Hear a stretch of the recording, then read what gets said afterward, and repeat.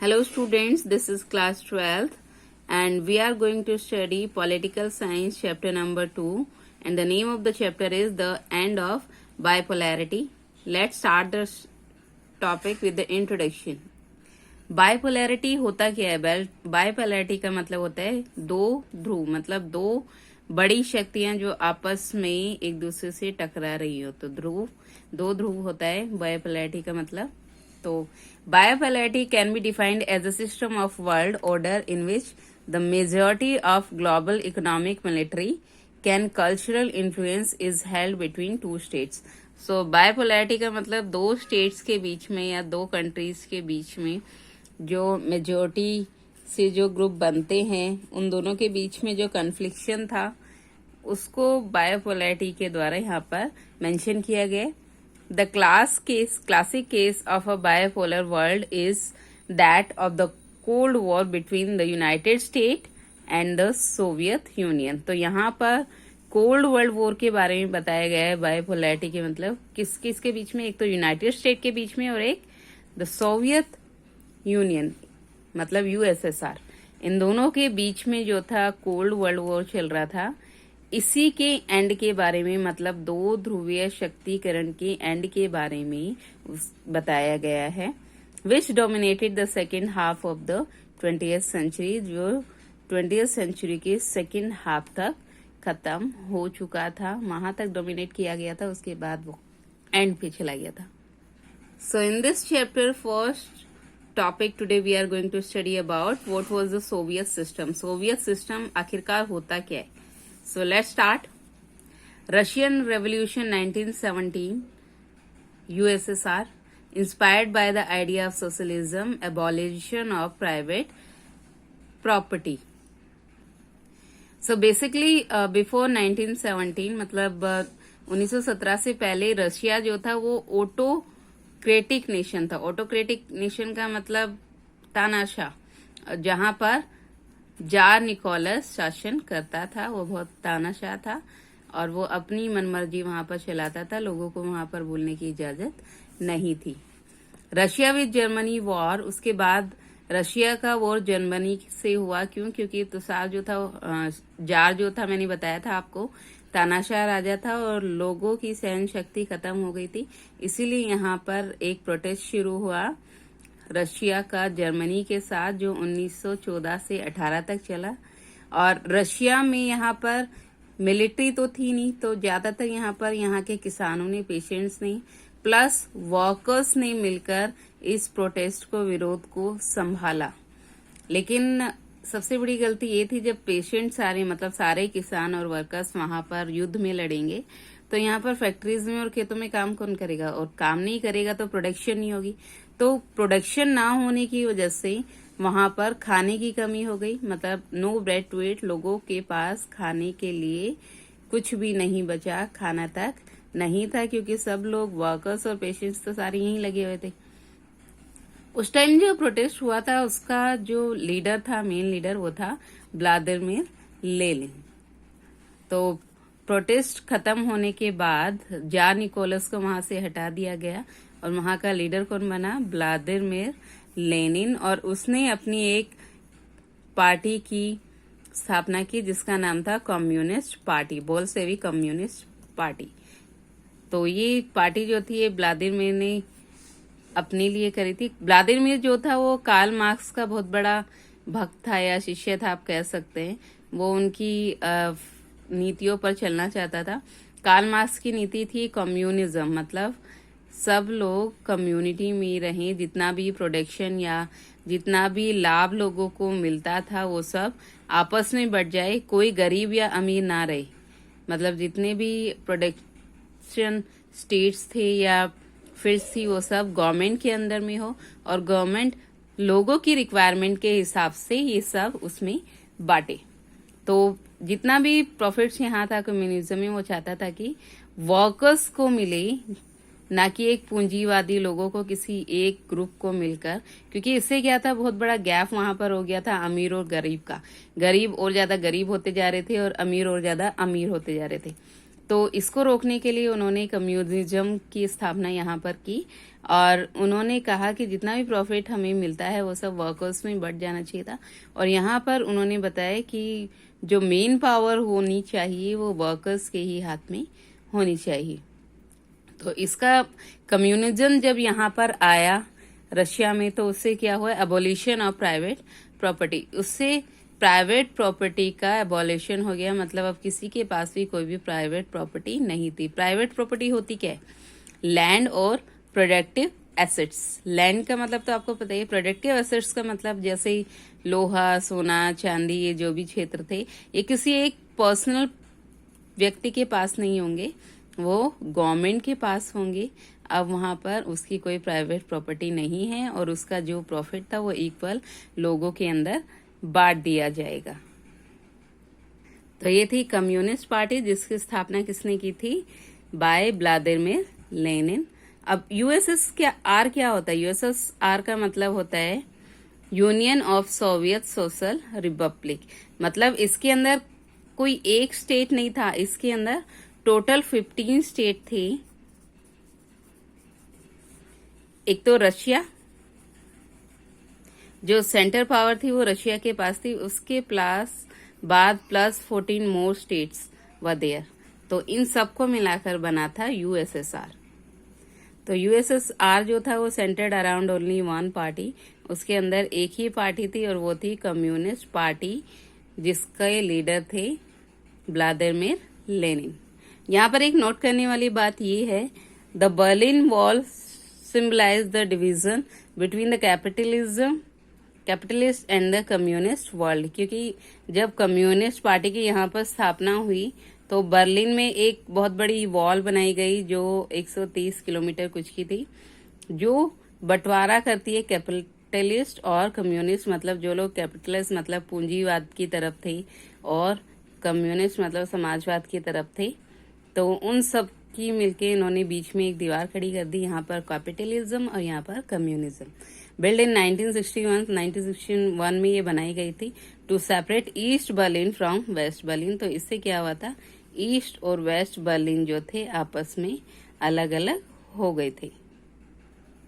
After World War Two, basically अब World War Two के बाद हुआ क्या था, ये सब आपको समझने की जरूरत है, तभी आप सोवियत सिस्टम को समझ पाएंगे।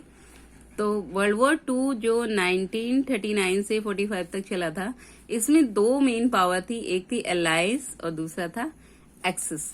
अलायंस के अंदर था यूएसएसआर, फ्रांस और ब्रिटेन, और एक्सिस के पावर के अंदर था जर्मनी, जापान और इटली। इन दोनों के बीच में ही जो था वर्ल्ड वॉर सेकेंड हुआ था, ठीक है। उसके बाद जर्मनी में हिटलर और इटली में मुसोलिनी थे। इन दोनों की हार हुई, इन तीनों की हार हो गई सेकेंड वर्ल्ड वॉर में। उसके बाद हार होने के बाद यूएसएसआर ने ये सारे स्टेट्स अपने अंदर मिला लिए, और यही सेकेंड वर्ल्ड वॉर के बाद जो इन्होंने अपने अंदर लेकर आए जो स्टेट्स, उनको बोला सेकेंड वर्ल्ड सोशलिस्ट ब्लॉक। इन्हीं को कहा जाता है सेकेंड वर्ल्ड सोशलिस्ट ब्लॉक, जो सेकेंड वर्ल्ड वॉर के बाद यूएसएसआर के अंदर आए थे। तो हिटलर जो था वो बेसिकली फासिस्ट फोर्स, मतलब फासिज्म पर वो बिलीव करता था, फासिज्म आइडियोलॉजी पर बिलीव करता था। तो वहां पर फासिस्ट फोर्स थी कहाँ पर, जर्मनी में और इटली में। तो हिटलर जो था जर्मनी और इटलर में फासिज्म आइडियोलॉजी का पालन करता था। उसके बाद वार्सो पैक्ट, जब वर्ल्ड वॉर सेकेंड खत्म हो गया तो वहां पर एक वार्सो पैक्ट हुआ, और इस पैक्ट के according military alliance of fight against NATO. तो इसमें ये था कि एक कंबाइंड मिलिट्री बनाई गई सेकेंड वर्ल्ड सोशलिस्ट ब्लॉक से, और अलायंस पावर जो थी यूएसएसआर, फ्रांस और ब्रिटेन, इन सब ने मिलकर एक बहुत बड़ी फोर्स बनाई जिसको रेड फोर्स कहा जाता है, रेड आर्मी कहा जाता है। उन्होंने किस लिए बनाई, टू फाइट अगेंस्ट नाटो। मतलब अगर कोई स्टेट या कंट्री इनसे मिलने के लिए मना कर देता है या इनकी संधि या अलायंस को मानने के लिए मना कर देता है, तो उसके खिलाफ वो लड़ाई लड़ेंगे। उसके लिए ये मिलिट्री का निर्माण किया गया था।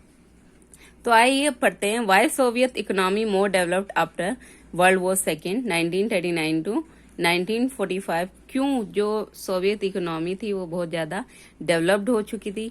कॉम्प्लेक्स कम्युनिकेशन नेटवर्क था वहां पर, वर्स्ट एनर्जी सोर्स थे, रिसोर्स थे लाइक ऑयल, आयरन, स्टील, ये सब वहां पर था, ट्रांसपोर्ट सेक्टर थे, डोमेस्टिक कंज्यूमर इंडस्ट्री थी, प्रोड्यूस्ड एवरीथिंग, यहाँ पर हर एक चीज, हर एक किस्म की छोटी से बड़ी चीज प्रोड्यूस्ड की जाती थी।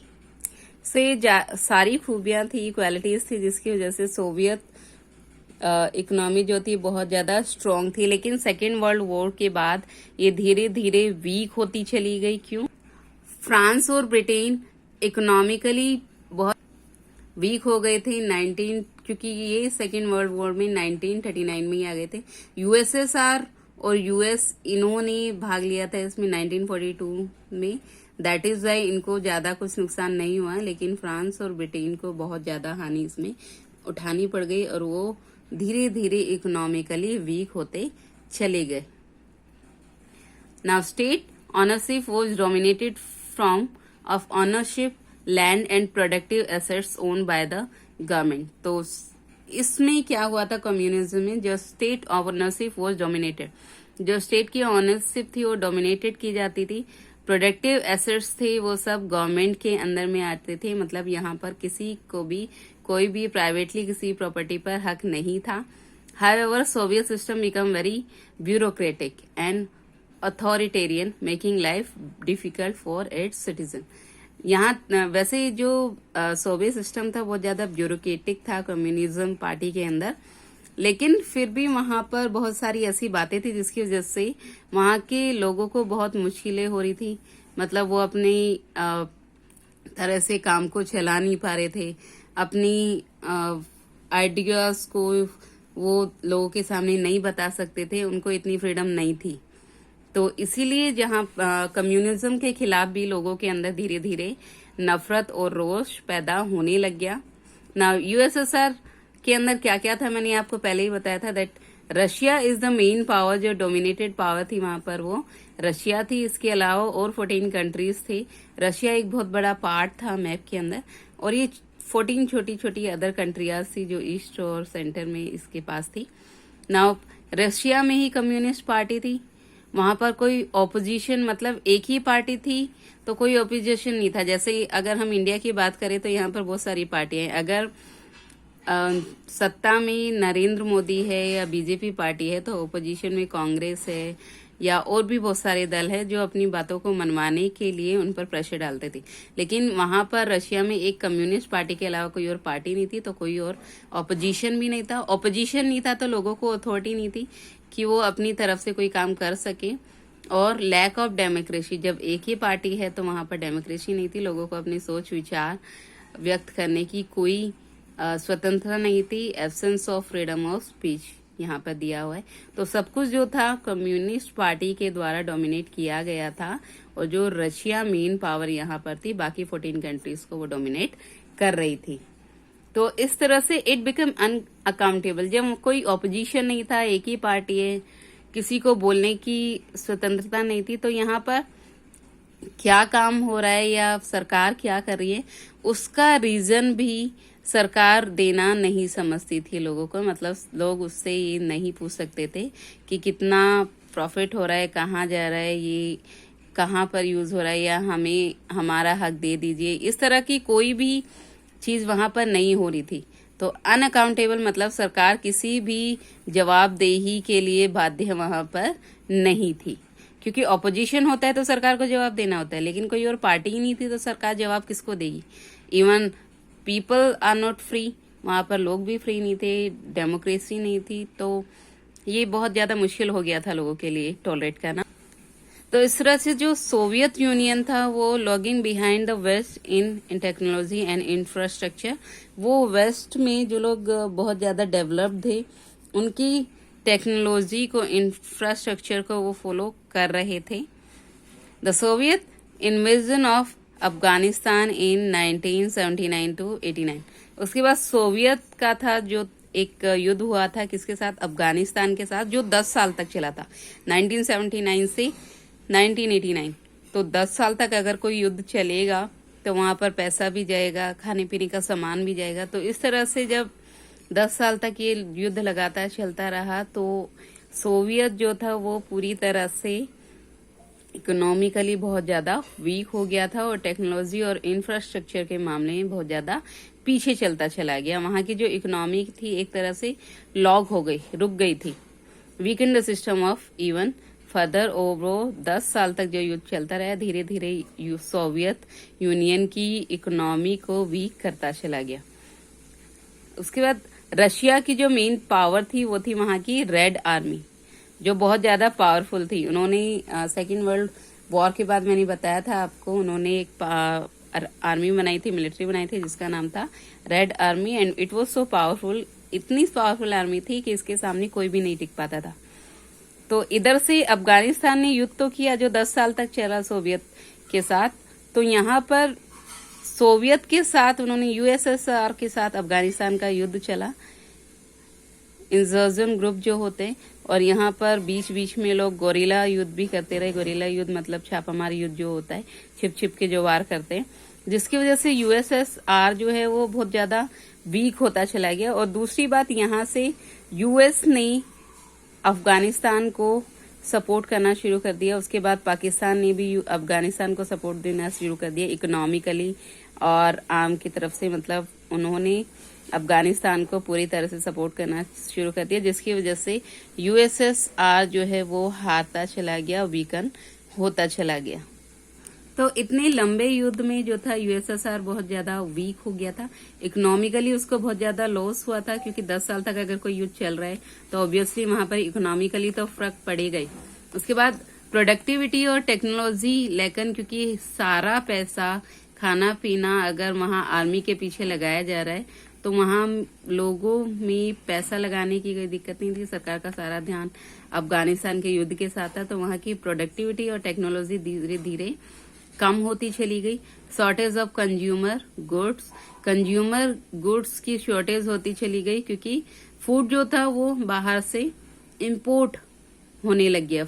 क्यों? क्योंकि यहाँ पर तो प्रोडक्टिविटी हो नहीं रही थी, टेक्नोलॉजी भी कम हो गई थी। इसी वजह से सेना के लिए, आर्मी के लिए फूड जो है वो बाहर से इंपोर्ट होने लग गया, जिसकी वजह से यहाँ पर इकोनॉमिकली इतना लॉस हुआ। और शॉर्टेज ऑफ कंज्यूमर गुड्स की बहुत ज्यादा शॉर्टेज शुरू हो गई। तो सोवियत इकोनॉमी वाज फेल्टरिंग। इस तरह से जो सोवियत इकोनॉमी थी इस अफगानिस्तान के युद्ध की ड्यूरेशन में फेल्टरिंग मतलब एकदम रुक सी गई। तो 1979 मतलब लेट 1970s के दशक से ही जब युद्ध शुरू हुआ तो सोवियत इकोनॉमी जो थी वो एक तरह से रुक गई। तो इसी वजह से वहां पर व्लादिमीर लेनिन की जो थी पार्टी एक तरफ से गिर गई, तख्ता पलट हो गया। और वहां पर कौन सी आई? अब वहां पर Gorbachev become the general secretary of the communist party. तो व्लादिमीर लेनिन के बाद मिखाइल गॉर्बेचेव बिकम वो जनरल सेक्रेटरी बने कम्युनिस्ट पार्टी के of the Soviet Union in 1985। Sought the to reform the system. तो उन्होंने कम्युनिस्ट पार्टी में होने वाली कमियों को शॉर्ट आउट करने के लिए एक रिफॉर्म मूवमेंट वहां पर चलाया और वहां की कमियों को दूर करने की कोशिश की। तो अब हम नेक्स्ट टॉपिक पढ़ेंगे गॉर्बेचेव कम्युनिस्ट पार्टी।